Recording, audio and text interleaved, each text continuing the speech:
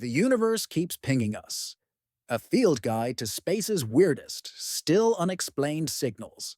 If you've ever held your phone to the sky and wished the cosmos would text back, good news, it does. Bad news, the messages are cryptic, fleeting, and maddeningly hard to interpret. Over the past 2 decades in particular, radio astronomy has turned up a zoo of what on earth, space was that? Signals.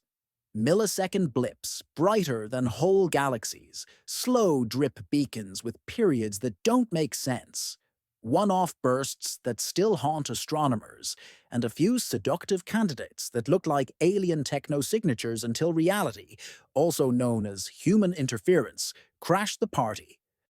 This is a tour of those signals that resist tidy explanations. Some may soon be demystified. Others could remain historical curiosities. A few are reshaping how we build telescopes and analyze data. And sprinkled throughout are cautionary tales about chasing wow, only to find microwave. Let's listen in. First, what counts as a signal? Astronomers use signal in a technical sense. Any measurable, non-random fluctuation above background noise. That includes fast radio bursts, FRBs, millisecond radio flashes from far beyond the Milky Way. Some repeat, many don't. Odd periodic radio transients, sources that turn on and off in baffling cycles measured in minutes, not milliseconds. Candidate techno-signatures, ultra-narrowband radio tones or patterns that look engineered. One-off legends, singular detections with no replay button. A signal doesn't imply aliens or even something exotic. It just means we detected something real and we don't fully understand it yet. The cautionary tales. When mystery. Waka microwave. Before we dive into the cosmic greatest hits, a quick reality check. Telescopes are exquisitely sensitive to radio interference, and the planet is absolutely drenched in it. Two famous examples keep astronomers humble. BLC-1, 2020-2021. A narrowband tone appeared during observations toward Proxima Centauri. It ticked multiple "this could be a techno-signature" boxes. After a painstaking vetting process, the team traced it to terrestrial interference with look-alike properties. Crucially, the process yielded a rigorous, reusable framework for verifying future candidates. In science, even a false alarm can be a win. Perytons at Parkes, 1998-2015. For years, puzzling, dispersion-like radio sweeps popped up at the Parkes telescope in Australia. The culprit? People opening the microwave oven door before it finished. The burst during Magnetron shutdown mimicked an astrophysical signal. Embarrassing? A little. Illuminating? Absolutely, and it helped bolster confidence that actual FRBs were real cosmic phenomena. Keep these in your back pocket. They're why modern radio discovery papers often read like detective novels with a chapter called "Are We Being Fooled?" Fast radio bursts, the reigning champions of what the heck. FRBs burst onto the scene in 2007 and quickly turned into the field's favorite headache. They're brief, milliseconds, bright, and often arrive from billions of light-years away. We can measure how much ionized stuff the pulse plowed through, the dispersion measure, and sometimes even its polarization. What powers them? The leading suspect is magnetars, neutron stars with absurdly strong magnetic fields, but the case isn't closed. Why magnetars are on top?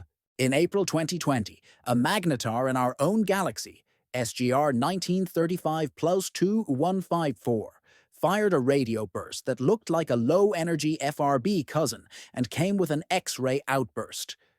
That association cemented the idea that at least some FRBs are made by magnetars, even if the exact emission mechanism is still debated. Think of it as catching a suspect on camera once. It doesn't mean every crime in town has the same perpetrator. The repeaters that refuse to behave. Some FRB sources just keep bursting, which rules out one-time cataclysms, like star-destroying explosions. For those cases, a few highlights. FRB Young-12-WUMS-02. The original repeating FRB traced to a tiny star-forming dwarf galaxy with a persistent radio nebula. Its environment is extreme, highly magnetized and messy, consistent with a young magnetar embedded in the aftermath of a supernova or an energetic outflow. Years later, it keeps surprising us with burst storms and complex polarization. FRB 2018-09-16b, aka 18096, JU1 8+65. This repeater's activity windows repeat on a striking 16-35-day cycle. Bursty for a few days, quiet for about 12, then bursty again. That clock could come from orbital motion, precession, or periodic absorption in the source's environment. Whatever it is, nature is telling us there's structure, not pure chaos. New repeaters, in surprising places. Recent work from Chime, not FRB, found a repeater, FRB 2024-02-09A, way out in the outskirts of a quiescent elliptical galaxy, a location that doesn't scream newborn Magnetar. It hints at additional formation channels. Think old stellar populations, maybe globular clusters. Another source, FRB 2024-01-14A, has been hyperactive, making it a prime lab for testing models. These atypical homes complicate the simple young Magnetar in a star-forming dwarf story. Science thrives on such complications. Bottom line on FRBs, Magnetars can make FRB-like bursts. We've seen it. But the diversity of FRB locations, repetition behaviors, and burst properties suggests we might be looking at multiple engines or one engine with multiple modes. This is the cosmic equivalent of hearing the same genre played on wildly different instruments. Slow, weird, and maybe impossible. Ultra-long period magnetars. Pulsars typically spin fast, milliseconds to seconds. So when telescopes picked up radio sources turning on for one was 1 minute every 18 minutes, yes, minutes, ears perked up. Two especially eyebrow-raising cases. Gleam X J1627595-52350443 discovered in archival data. It lit up the radio sky for about a minute, every 18 minutes for a couple of months, then vanished. The signal was strongly polarized, suggesting a coherent, magnetized process. The leading idea is an ultra-long period magnetar. But theorists are still wrestling with how such a slow rotator stays bright. And some have even proposed white dwarf pulsar scenarios. This one refuses to fit neatly in the Neutron star rulebook. Related discoveries. A separate source with roughly tens of minutes periodicity was later found, adding weight to the idea that there's a whole population of these slow drip emitters. If confirmed across multiple objects, we may be staring at a new class of long-period, magnetized stars whose radio behavior we barely understand yet. Why this matters? If magnetars can operate in a long period, intermittently beaming regime, that changes how we search for them and how we think about FRB engines more generally. It also hints that the neutron star phase diagram is richer than our current textbooks admit. The galactic center's riddle, a radio transient that fits no pattern. In 2021, survey teams reported a highly polarized, highly variable radio point source near the Milky Way's center, ASCAP J1113608-2321635. It brightened, faded, and sometimes disappeared, with properties that didn't match known classes like ordinary pulsars, flare stars, or typical magnetar outbursts. Follow-ups with Meerkat and other instruments confirmed the weirdness, but didn't pin it down. Some papers suggest it might be part of a new class of galactic center radio transients we're only now sensitive enough to see. For now, unidentified is an honest label. The one that launched 1,000 headlines, the wow signal. On August 15, 1977, the Big Ear Radio Telescope in Ohio recorded a 72-second narrowband blip near the hydrogen line, 1.42 GHz.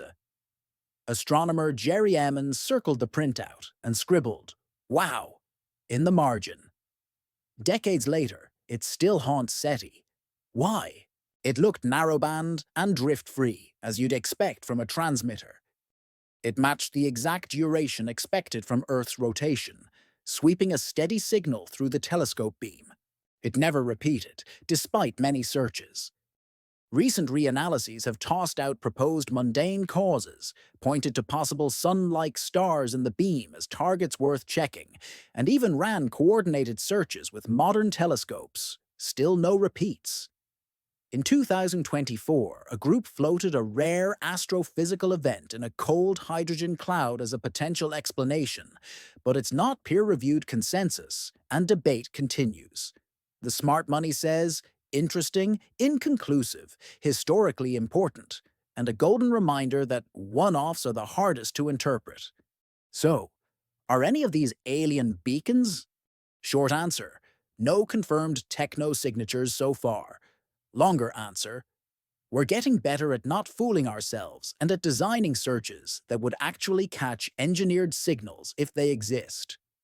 BLC1's thorough post-mortem produced a verification playbook that teams now use by default, and targeted re-observations, for example of the WOW region with multiple telescopes simultaneously, are becoming standard. This is exactly how a young field grows up. What these mysteries are teaching us, even before they're solved. Instrumentation shapes discovery. FRBs exploded into our consciousness thanks to instruments like CHIME, which stares at the entire northern sky every day, trading angular resolution for time on sky. That led to the discovery of the repeaters with surprising host galaxies and activity cycles, and to lightning-fast alerts that let other telescopes pounce. Environments matter. FRB 12-11202's hyper-magnetized neighborhood, the outskirts of an elliptical home for FRB 2024-0209A, and the galactic center's turbulent soup around a SCAP J1736. All point to the local plasma, magnetic fields, and dynamics as key ingredients in what we observe. Nature is messy, models must flex. Magnetars can make radio bursts. Periodic activity windows exist. Ultra-long periods might be real. These facts don't kill competing ideas outright. They force richer models, multiple channels, different ages, different environments. That's progress. Verification culture works. The Perytons saga and the BLC1 analysis sharpened the entire field's BS detector. We now have robust interference monitors, multi-site corroboration norms, and statistical tools designed to resist wishful thinking. Open questions that keep researchers up at night. What's the emission mechanism for FRBs? Coherent radiomaser in relativistic shocks. Magnetospheric reconnection. Something we haven't dreamed up. The 2020 Magnetar FRB Association is a pillar, not a full blueprint. One population or many? Do repeaters and apparent one-offs share an engine with different viewing angles or life stages? Or are we mixing magnetars with, say, compact object mergers, exotic pulsars, or even white dwarf systems? The diversity of hosts and behaviors pushes toward plurality. How common are ultra-long period magnetars? If Gleamex-like objects are numerous but intermittent, we'll need always-on, wide-field surveys to catch them in the act, and new theory to explain how they radiate. Are we missing the quiet techno-signatures? Narrowband isn't the only game. Beacons could be broadband, intermittent, or encoded in polarization or time structures. Verification frameworks from BLC1 onward are adaptable, but the search space is enormous. The next decade, why the unexplained column might shrink or get weirder. Sky Survey Dynamos, Chime, North, its outriggers, and Cord, next gen in Canada, along with Meerkat, ASCAP, and DSA 2000, are building a world where the radio sky is monitored, not sampled.